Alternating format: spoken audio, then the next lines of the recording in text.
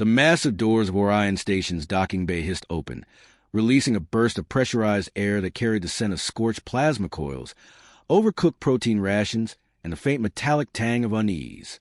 The moment Zer stepped onto the deck, the lively hum of the port quieted. Conversations halted, footsteps hesitated, and countless eyes flicked toward her, only to dart away just as quickly. She was used to it, unfazed. She moved forward with measured steps, the reinforced soles of her boots clicking against the steel-plated floor with a confidence that unsettled those around her. Her long, pointed ears, an unmistakable marker of her alien heritage, twitched slightly as she caught snippets of hushed whispers. That's her, the Butcher of Zos. She took down an entire battalion on Earth Prime. I heard she doesn't sleep, just waits in the dark for her next kill. Zer suppressed a sigh.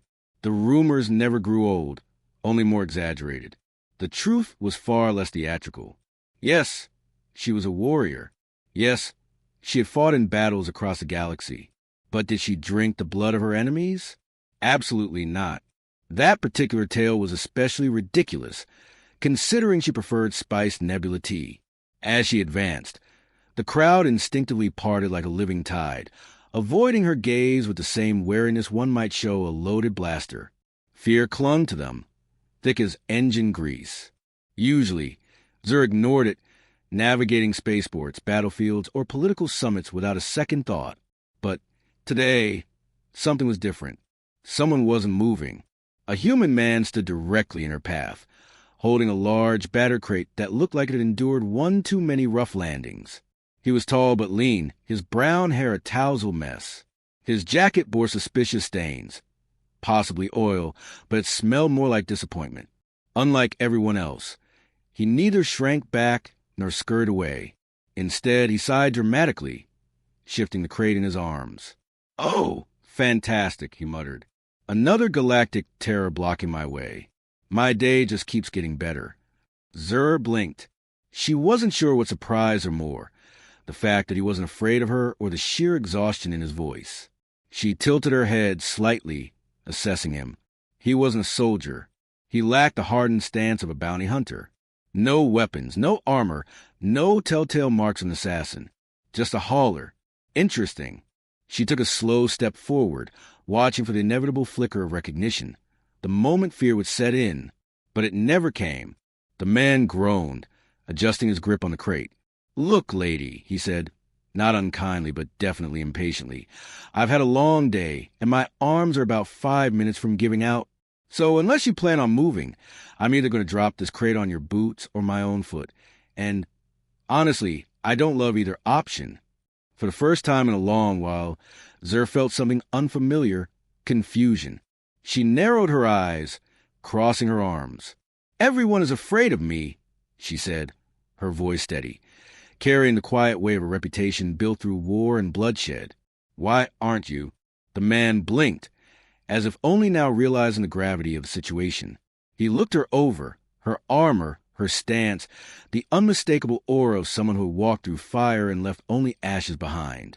Then, to her bewilderment, he shrugged. "You ever had to pressurize a cargo hold mid-flight?" he asked. Zer frowned. "No." "Well, I have," he said.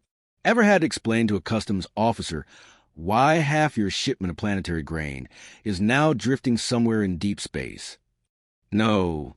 "Ever been chewed out by a foreman because their entire order of synthetic coffee got swapped with 100 crates of industrial lubricant due to a labeling error?" Zer hesitated. "No." "Then congratulations," he said, adjusting the crate again. "You are not the most terrifying thing I've dealt with today." A beat of silence. Zer simply stared at him. He sighed, exhaled sharply, then finally gave up and set the crate down with an unceremonious thud. Stretching his arms with an audible crack, he extended a hand. "Max Carter," he said. "Professional hauler, part-time problem magnet, and full-time survivor of workplace disasters." Zer glanced at his outstretched hand, then at his face. He had the look of a man who had long since accepted the absurdity of the universe and decided to roll with it. Slowly, she reached out, shaking his hand firmly. "Zer," she said. "Nice to meet you, Zer," Max replied. "Now, Unless you're about to kill me, I'd really like to get this crate to Dock C-17 before my client docks my pay. Zer considered that she could kill him if she wanted, but she didn't. For the first time in a long while, she found herself curious. I will walk with you. Max arched a brow. Oh, okay. Sure. No offense, but you do know people are staring at me like I just befriended an apex predator, right? Zer glanced at the onlookers. Some had their mouths open. A few looked like they might faint. She turned back to Max. That is not my problem. Fair enough, he said, picking up his crate. But if I get thrown out of a bar later because of this, I'm blaming you. Zer smirked. A small one, but it was there. Noted. And so, the most feared warrior in the galaxy in a cargo hauler with terrible luck walked side by side through Ion Station, leaving behind a crowd of bewildered, speechless onlookers who will be talking about this moment for weeks to come. On Tarsus 9, for the record, it wasn't his fault. Mostly. But this was worse. Max had just watched Zyra take down a squad of bounty hunters, like they were a mild inconvenience. Now, they were casually strolling toward Dock C-17, as if she hadn't just broken several arms, and possibly a few rib cages. The worst part? No one was stopping them. The people of Orion Station had perfected the fine art of minding their own business, which Max usually appreciated. Right now, though, it was giving him existential dread. Because if no one else was going to do anything, that meant the galaxy's most dangerous warrior was now his problem. Shifting the weight of the crate in his arms, he sighed. So just checking, you don't have, like, a horde of bounty hunters secretly tracking your every move, do you? Zyra gave him a sidelong glance. If I did, would you still be walking beside me? Max considered this. Well, I'm already in too deep, so probably. She nodded, seemingly satisfied with that answer. Max exhaled sharply. Yeah, great. That's what I was afraid of. As they neared the docking bay, a security droid stationed at the entrance scanned them with an eerie blue light. Its bulky frame was covered in dented plating, the paint peeling in places, exuding the general aura of a bureaucratic worker long past caring. State your purpose. Max held up the crate. Delivery for Dock C-17. Don't suppose you feel like letting us through without the droid interrupted with a droning beep. Cargo inspection required. Stand by for scanning. Max groaned. Oh, come on. I have 5 minutes before my boss throttles me, and you want to scan my crate? For what? Do I look like a smuggler? The droid beeped again. Statistics indicate that 42.7% of individuals attempting to bypass cargo scans use similar arguments. Max scowled. Oh, you suck. Zyra stepped forward, her expression cool and unreadable. Are we finished here? The droid hesitated. Then, almost imperceptibly, its servos whirred in what sounded like nervousness. Processing. Clearance granted. Please proceed. Max gawked as the droid stepped aside. Wait. What? That's it? That's all it took. Zyra walked forward without hesitation. Efficiency? Max let out a slow, incredulous laugh. I've wasted years arguing with station security, and you just stared at it and won? Zyra didn't respond. She didn't need to. As they entered Dock C-17, Max's ship, the Lucky Break, came into view. It was a freighter in the loosest definition of the word, covered in mismatched panels, dented from what Max insisted were mild accidents and not a series of terrible decisions. Standing at the base of the loading ramp, arms crossed, was Captain Rello, an Orion-born ex-smuggler. She had the temperament of a woman who had long since lost patience for nonsense. Her silver hair was pulled back into a loose bun, and her sharp violet eyes locked onto Max with the intensity of a plasma cutter. You're late, she said. Max grinned, setting the crate down with a thunk. Technically, I am on time because I just got here, and therefore Rello held up a finger. Before you say another word, why is Zyra the Butcher standing next to you like she's your new co-pilot? Max opened his mouth, closed it, looked at Zyra, then back at Rello. Rello's expression remained flat. That's the best you got? Zyra remained unfazed. I required an escort. Rello narrowed her eyes. Max is not an escort. Max raised a finger. Okay, but to be fair, I did successfully escort her here, so technically. Shut up, Max. Max sighed. Every time with this. As Zyra watched them banter, something about the lucky break and its ridiculous crew made her pause. Maybe, just maybe, she had found something worth staying for. The moments are needed an exit. Max threw up his arms. And how exactly do we know when that is? As if on cue, the comms crackled to life. Zur's voice came through, slightly out of breath. I need extraction. Max blinked. Wow, that was fast. Rello was already flipping switches. Where's your location? Bridge. Max frowned. Occupied as in you're winning, or occupied as in we're about to have a really bad time? A pause, then Zur's voice, ever so casual. A bit of both. Rello cursed. Strap in. We're making a move. Max scrambled to his seat, strapping in just as the ship lurched forward. The lucky break wasn't built for combat maneuvers, but Rello flew it like she wished it was. The engines roared, thrusters firing at maximum as the ship closed in on the enemy vessel.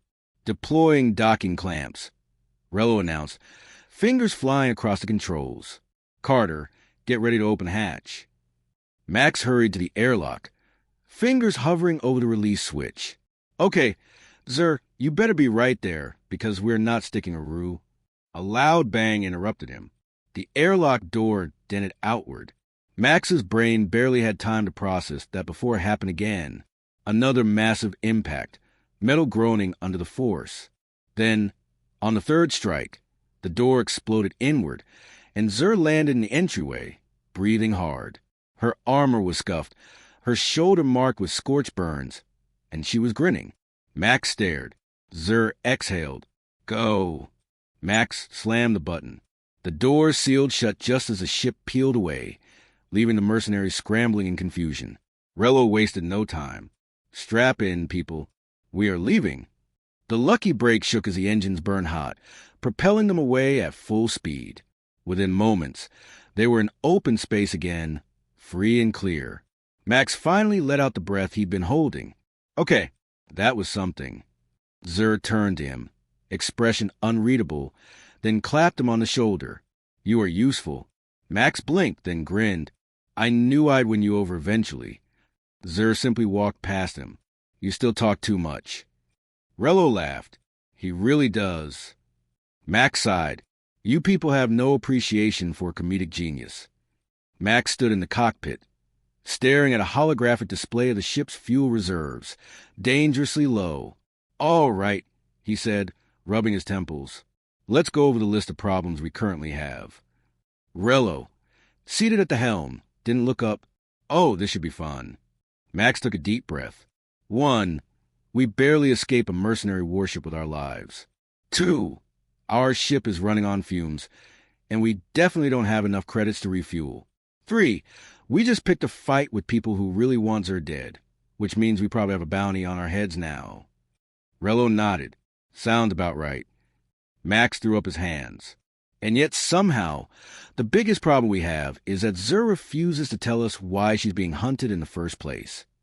Zur, who had been leaning silently against the bulkhead, arms crossed, tilted her head. It is complicated. Max turned to her, exasperated. Complicated? Zur, everything about you is complicated. You're an unkillable alien warrior with a galaxy-wide reputation for being terrifying. We just nearly got blown up because of you. I feel like we deserve an explanation. Zur's gaze was frustratingly neutral. You are not owed anything human. Max groaned. Oh, great, we're back to that again. Rello sighed, finally spinning her chair to face them. Look, we don't need your whole life story, Zur, but if people are chasing us now, we need to know who we're running from. A long silence. Then, finally, Zur exhaled. They were syndicate mercenaries. Max blinked. The syndicate? Zur gave him a flat look. No, the other syndicate that hunts people for sport. Max turned to Rello. Oh, great. So we're dealing with a galactic crime empire. That's fantastic. Super. Why not just add a killer AI and a time-traveling assassin? While we're at it, Zur ignored his dramatics. They have been searching for me for some time. I expected them to find me eventually. Rello frowned. Why? What did you do to tick them off? Zur's jaw tightened. I refused to work for them. Max blinked. That's it? That's all it takes to get on their hit list. They do not take rejection well. Max let out a low whistle. Yikes. Guess they've got some serious abandonment issues. Rello frowned. So, what do they want from you? Zur hesitated. That alone sent up several warning flags. Finally, she answered, I was valuable to them. Max narrowed his eyes. Valuable how? Zur didn't respond immediately. Instead, she turned her gaze to the holographic display as if lost in thought. When she finally spoke, her voice was lower than usual. I was created for war. A weapon designed to be stronger, faster, and more durable than anything else. The syndicate wanted to own me. Max felt a chill crawl up his spine. Zur always had an air of mystery about her, but this was different. Rello exhaled. Well, that explains a lot. Max rubbed his face. Yeah, it does. Zur's expression didn't change. I will not be owned.